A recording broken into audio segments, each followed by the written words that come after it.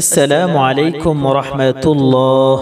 যদি কোনো মহিলার স্বামী অথবা কোনো ব্যক্তির স্ত্রী অথবা কারো মালিক অথবা বস অথবা অফিসার অথবা ম্যানেজার বদমেজাজি হয়, সর্বদা উগ্র মেজাজি হয়ে থাকে, কখনো সুন্দরভাবে কথা বলে না, সর্বদা বকাবাদ্য করে, গালিগালাজ করে, এমন অসৎ চরিত্রের লোককে নিজের আয়ত্তে আনার জন্য আজকের এই ওজিফাটি, যদি এই ওজিফাটি করেন ইনশাআল্লাহ খুব দ্রুত আপনি সফল হবেন।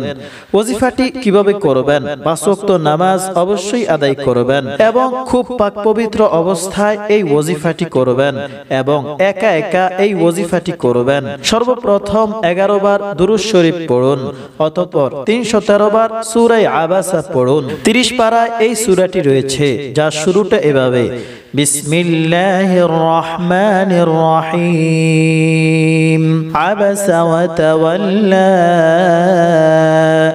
আন জাআহুল আ'মা।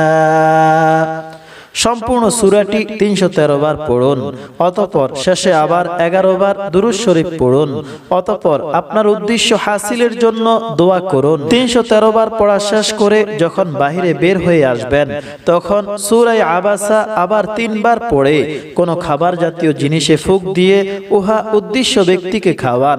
11 দিন এভাবে আমলটি করুন, ইনশাআল্লাহ অসৎ চরিত্রের লোক সৎ চরিত্রবান হয়ে যাবে, আপনাকে গালিগালাজ করবে না।